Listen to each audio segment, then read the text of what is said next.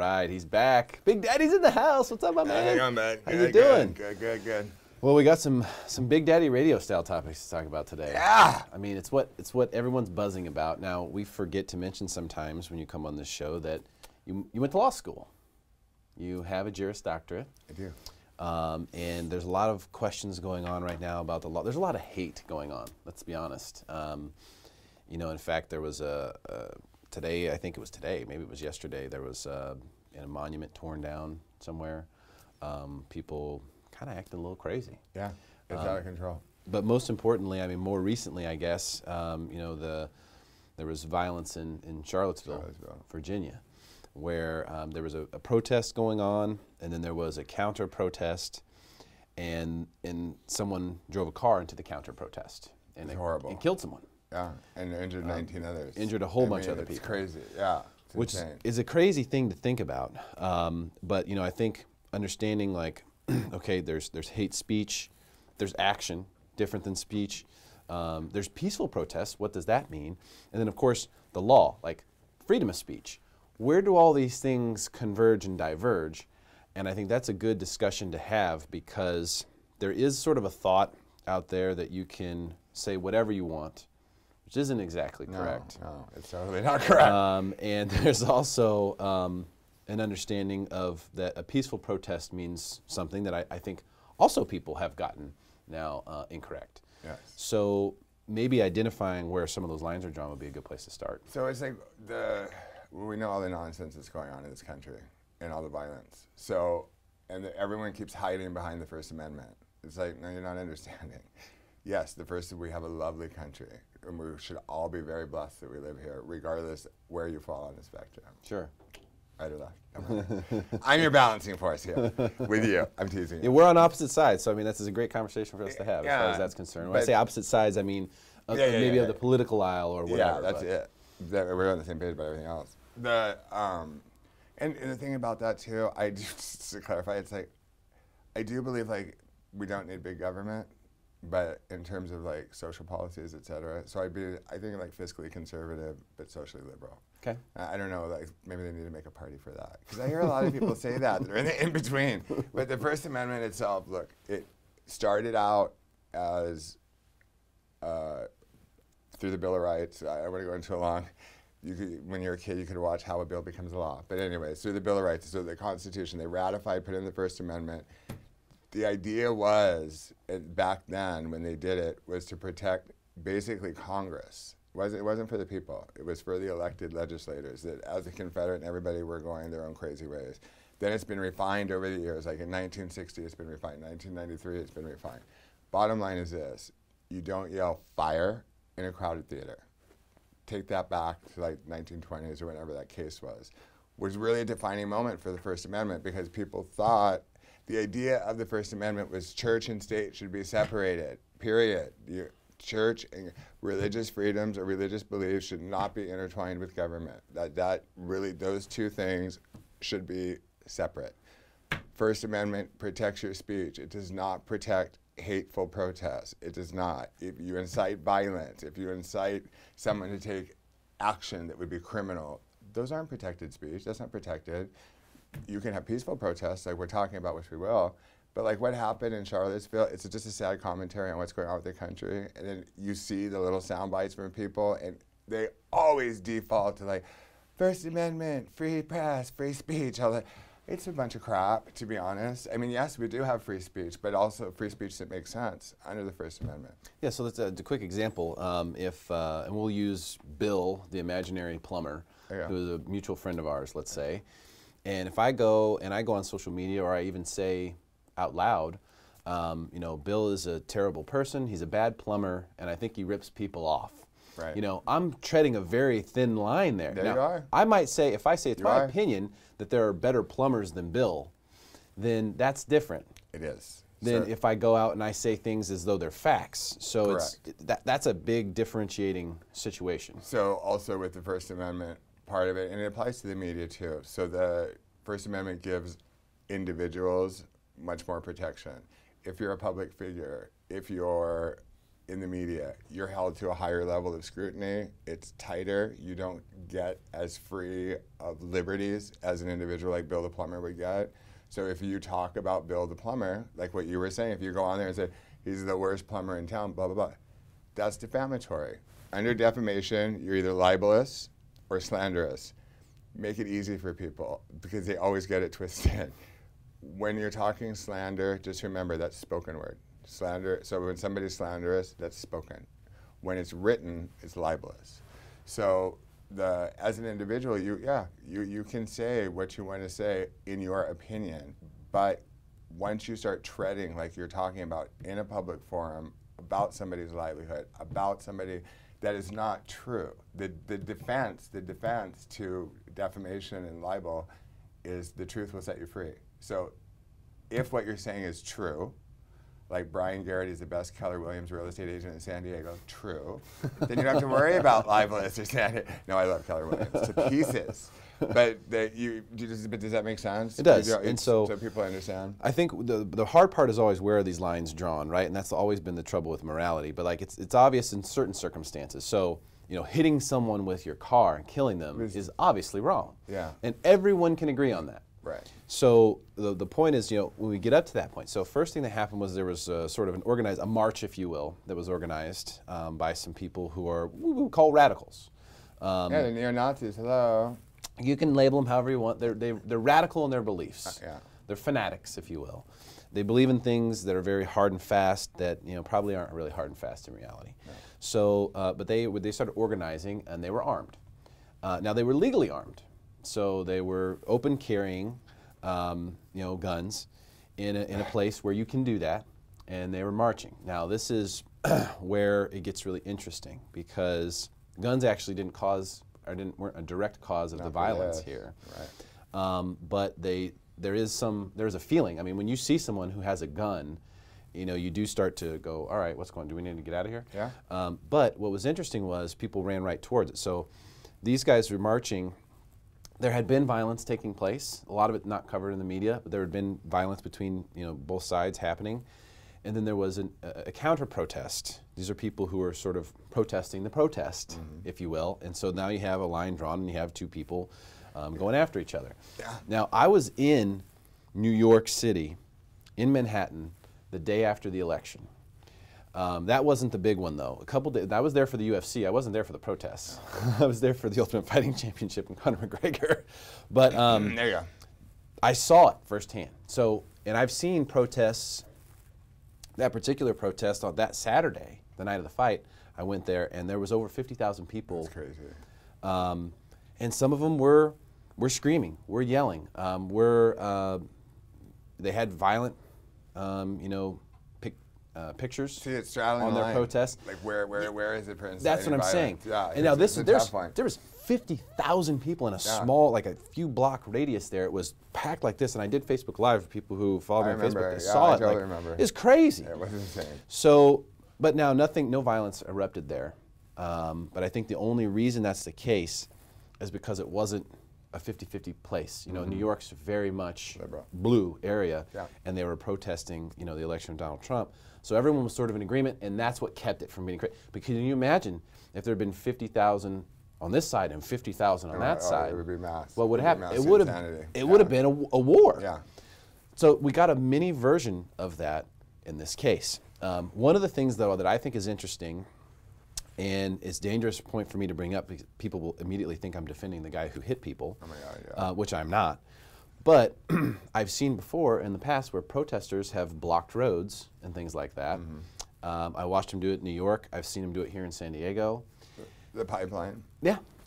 To me personally, and I don't know what the law is, but to me personally, that's an act of aggression. I mean, if I did that in any point, like for example, if I stood in front of your front door and didn't let you walk out, or if I stood, me and 5 of my buddies stood behind your car in your driveway. See, that's not peaceful. That's what I'm saying. That's not peaceful. It's not. It's an act of aggression. It is an act. When you start to get in someone else's way on purpose and say, making you look at my sign and making you listen to my rhetoric, to me, that's an aggressive act. It's no longer a peaceful protest at that point. Right. And you're right on about it. The thing is, with the protests, is like, you need to watch, because it's like you're saying, you can, if it's inciting violence or inciting hate, that's not protected. That's number one. Number two is there's so much insanity going on in this country. You know, as I say, it's okay. There's just so much shit going on. It's Facebook Live, baby. I You know, can say whatever you want. but there's just so much shit. It's like, I think everyone's even getting fatigued from it. But then you see what happened in Charlottesville. I think it's getting really scary. I really do. I don't know. It's not that I do. Do I feel unsafe? No. Do you? No. I'm just curious. Like, I'm curious. Like, I hear people say like I'm scared or whatever. It's like, I think fear is something I think that's it's psychological. There's nothing to fear but fear itself, right? I mean, at the end of the day, I was down there. It was me and maybe 10 other people who'd voted for Trump, that amongst 50,000 people who were yelling at everyone. So painful. So it was. So I mean, I've been in the hornet's nest, if you will, in that regard, and I don't think it's. I'm not scared, but I could see where some people would be. If you had a tendency to be scared, I could see that. But the problem is you have violent outlashes. The guy, let's be honest, was a child. He was 20 years old. Kid. Yeah. So I don't know if you remember being 20. I barely do. But when you're 20, you kind of don't know you don't understand the world just yet. Right. You really haven't figured a lot of things out. I don't think until you have kids, or until you've seen a certain amount of things happen in life. To you or with you or I agree. I don't think you can really have a grasp on what reality actually is. And so I'm not making excuses for the kid, but at the end of the day, I don't think he realized what he did. And I don't think he will fully realize what he did until he's sitting in a cell forever for a while. Yeah. And then he'll start to sink in like, what the hell did I do? I mean, think of all those families' lives that were destroyed. It's an emotional response. Yeah. It's an aggressive emotional response, and that's the problem. So all the laws are set up to protect people from not being emotional. Yes. Right? Yes. But once you add that element in, this is change. where everything gets convoluted. It does. The emotions run high. People tend to do things or say things they wouldn't normally do. We've seen it in this country with this last election. Look, at the end of the day, there's been plenty of other presidents. Whether Trump's in, do whatever you're going to do, just do it. Like, everyone was so wrapped up in all, like, going online and just all that hate and nastiness. It's like, no, that's not First Amendment protected. If you want to talk about the Constitution being protected, you don't go and start inciting or tearing people down. Remember, if you're a public figure, you're held to a higher level of scrutiny.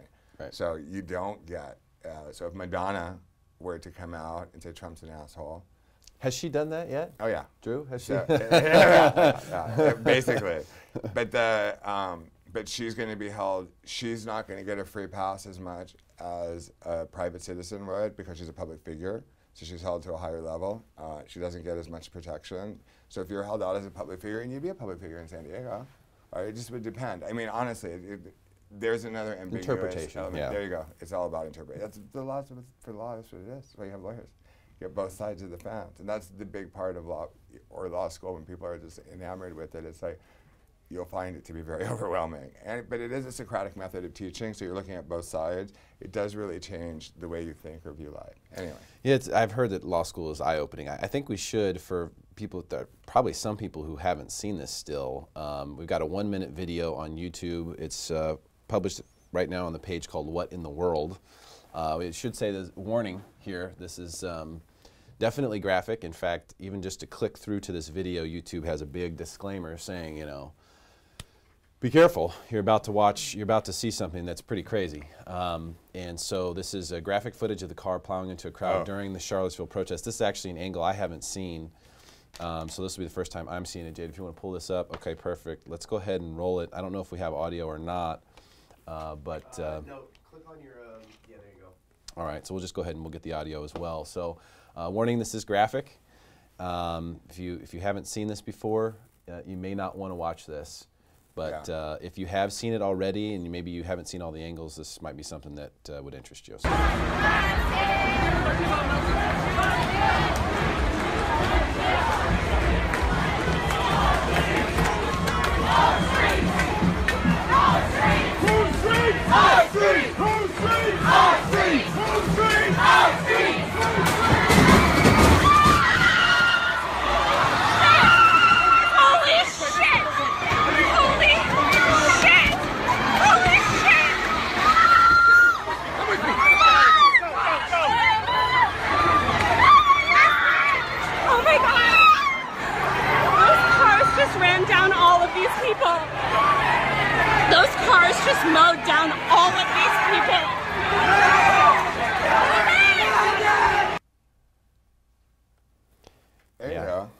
that's a good message. I like that. Be kind. It's not hard to be kind. It's really easy, actually. It's the easiest thing. But why do people think it's so difficult? I don't understand that. I'm sorry. What you see there is a man throwing his life away who clearly didn't understand what, how unproductive that would be. I mean, that is not productive. That's not productive. No. I don't see even people who maybe are fanatics, as we discussed, seeing that and going, yeah, I'm going to be the next guy to do it. I don't get it. I don't get it. I don't get it either. I really don't. It's you got to wonder what goes in these crazies' head, or what. I know you're giving him, like, saying he's a young guy. There's probably people that are going to be like, you're giving him a pass. I know you're not. I want to say that again. That's not what you're doing. I'm not giving him a pass. I'm just saying I don't think he fully understood what he's doing. Well, you're 20 years old, hasn't lived his life, and just takes his car and mows down a bunch of people. It's like. The intent was bad, though. I mean, the intent was really bad. The intent was really bad. Those 20 people, especially the person that was killed, just figured their lives and their family lives, the ripple of devastation that caused. I can't get past it. I really can't. You know, and then we have the wonderful president that we have, where he goes to talk about this, and he can't call it what it is. He won't call it neo-Nazis, or because Duke, the Klan leader, supported him. Don't get me started. I'm going to start getting hot. It just pisses me off when I think about it.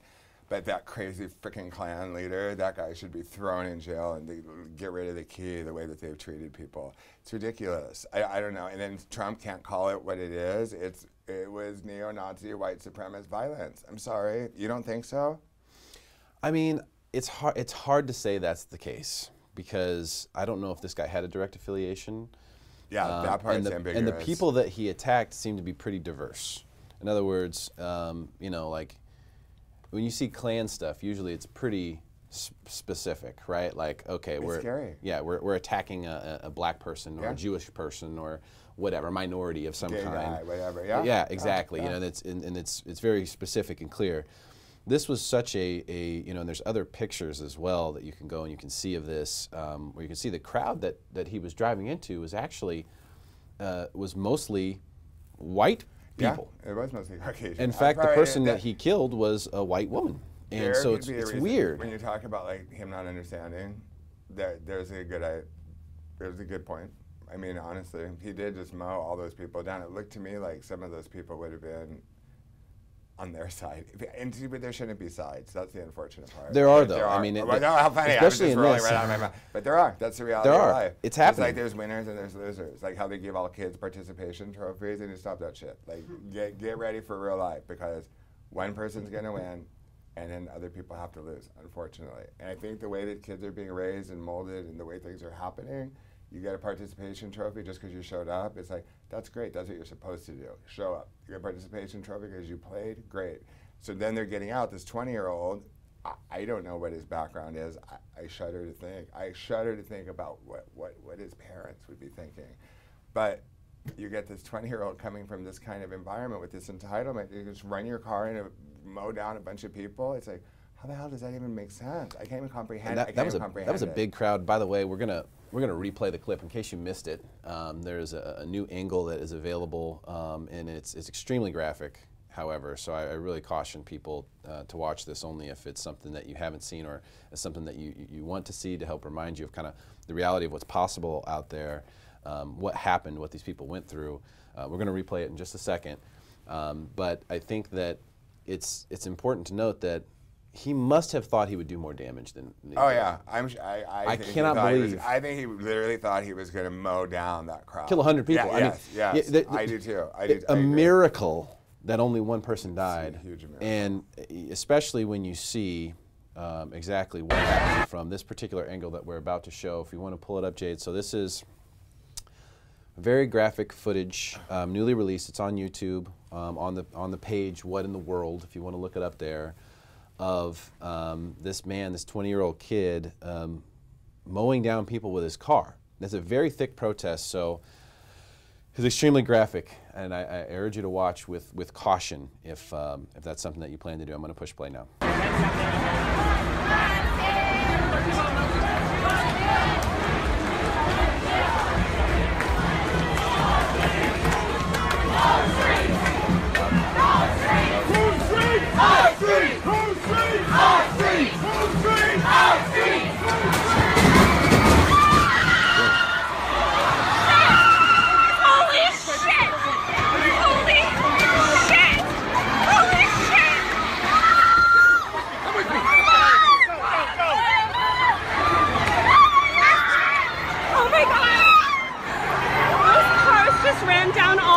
people. Those cars just mowed down all of these people. Crazy, man. Crazy And stuff. I like that. Be kind. I'm serious. That should be it. You know how I am, dude. Be kind. Be nice to your people. You can be, there's, like and you're talking about peaceful protests, there is a way to have decorum, get your point across. There's been so much hate. There's so much hate. I'm not even just saying that. I'm not even being trite. There's just so much hate that's going on. That breaks my heart. I think peaceful protest is something that we really should define more appropriately, because even in like Comic-Con or when there's big convention stuff going on, the people who come down and who yell at everyone they need to repent, and they have the megaphones. Yeah, like the gay pride. They're screaming at these people. That's not that is an act of aggression. It is an act of aggression. And that should be met with that's at least a ticket, if not an arrest. The law should definitely intervene when people start getting out megaphones. I mean, what about sound ordinances? What about, my right to disorderly conduct? There's a lot of stuff you could put people come on. These guys with the megaphones, that is active aggression. When you protest and you get in people's way, or you block a road where there's clearly people who have the right to be on the road, the same right you do, who want to use it for its purpose, and you're blocking them, that's also an act of aggression.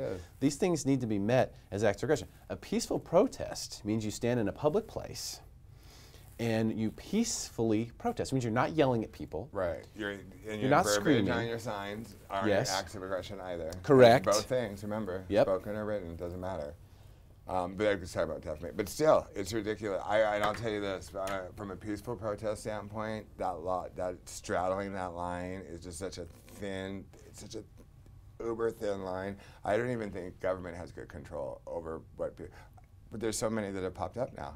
We haven't seen anything like since the election. It's difficult to There's police. So many, yeah, so states using their police power. It's like, it's frustrating. But when you say about where does it start, you can't cloak everything under the First Amendment in terms of being protected. That's why we're going over all of this stuff. That you can't. There is hate speech, but then where you're digging really deep, what's important is but then where's the line? Where's the line? Yes, 5 people blocking your car and say, hey, fag, you're not getting out of here. That's an act of aggression. That's an act of craziness. But stuff like that still happens in 2017. Like we were talking earlier, like the individual that's getting screamed at fag in Pacific Beach. It's like, that's happening in 2017? Wow, okay. That's scary. That's a mind boggler, so, honestly. But isn't that an act of aggression? Definitely. Like if you were a cop and you heard that or you saw that, I don't care. That's a fighting word, basically. It's true. No, you can't. Technically, and I've heard this from police officers. Technically, if I walk up to you and I flip you off, and then I say an obscenity at you, that is technically considered an obscene gesture. Yeah. It's a public. Probably you can't do that in public. No, now, if you're in my house, I can say whatever I want pretty much to you and tell you to get the F out. Because in your house you have a reasonable expectation of privacy. Correct. But if we're in a public area, even if I'm in the street and you are on your own lawn, and I do that to you, or the other way around, I'm on the street and you're on your own lawn and you do that to me. Yeah. Same thing. It's still a violation of the law. Now, enforcement of law is always difficult, and I think we can all agree that it takes things like this, what we just witnessed, to sort of wake up to the reality of what's going on. But these are lines that I think need to be a little bit more clearly established, because people think now it's just like free speech. People think, okay, well, I can say anything. They say, well, we're just peacefully protesting. We can do anything we want. We're just a peaceful protest. No, marching in the street is a different deal, especially if you haven't coordinated with the city officials to get permission to block the streets and stuff like that. Now all of a sudden you're breaking the rules, and not only that, but you're pissing people off. That doesn't help. I mean, if I walk up to a guy and I get in his face and I say, you're a piece of shit, and he punches me in the mouth, people are going to say, well, he shouldn't have hit you. Yeah, maybe I shouldn't have maybe I shouldn't have called him a piece of shit to his face. I agree. It's inciting. Yeah, inciting. Exactly. What we're talking about. Incite or evoke. Yeah. So it's not there's not anyone. Everyone wants to blame the president for this. Everyone, and you can't blame the president, but you can. Well, you can. You can, but it doesn't make any sense. You can't. You can only blame the kid who did it. I mean, you can blame him, and then maybe you could say, well, his parents brought him up, and all that's no. We're each responsible for our own actions. Are you kidding? This kid, 1,000% behind that. This kid did his own thing, and a lot of people wish he didn't. I promise you, the president wishes that he hadn't done it, and you know that it's an unfortunate thing. But I imagine, speaking to Big Daddy here, Big Daddy Radio on Thursday, I got to imagine something in this realm is going to come up. Yeah, there will be, and I think I will be blaming the. No, I'm just kidding. You're right. I don't want to give him any passes. I know it's just, okay, like, but his bullying, like, kind of. Don't get me started. We'll be here for another half hour. Nope. Catch it on Thursday at 3 o'clock because he's mean and nasty. I don't know. I think some of it does come from the top, but I want to go back to what you said about the 20-year-old being responsible. The thing I can't stand is to see like take out the 20-year-old or like a 30-year-old or 40-year-old, whatever, and they still are hanging on to whatever happened to them in the past or their childhood. It's like, move on, dude. Move on. Him or her, move on. You have to take responsibility for your own life and your own actions. Actions have consequences, good and bad. Think about what you're doing. It doesn't take a rocket scientist to stop and think like, if I take my car and drive 60 miles an hour into this crowd of people, somebody might get seriously hurt or killed. It just doesn't. There's no question he had the intention of killing people. Yeah, no. There's no question he intended to kill people. In fact, he must have intended to kill more than one person. I mean, I think he thought he was going to mow down we the saw crowd. the footage. It was extremely crowded. It was crowded, packed. and he went straight down in the middle, just like mow it There down. was no way for anyone to go. No, I mean, there was very little sidewalk on either side of that street. It was almost as if he waited for an opportune time to do it. It's definitely an act. I would say it's a terrorist act. Right. And he's a terrorist. I mean, that is. And there's like no terrorists in our own country, not a Muslim person. That's another thing. No. It was a white person. It wasn't acted like terrorism. It was. Honor our people, by our people, on our people. That is, to me, we have way bigger problems in this country to be worried about. Yeah, it's a crazy like thing. North Korea, et cetera. But that's a whole other topic. I'll be on Thursday, too. Will that be Thursday as well? Oh, Big yeah. Daddy Radio. Go sure. like the page, Big Daddy Radio. Check it out on Thursday. Big Daddy himself, thanks so much for coming in today, man. Thank you. Great to see you, my friend. And we've got more coming up here in Smarter San Diego, so stick around. We got live stuff happening. Yes. We'll make you smarter than everyone else.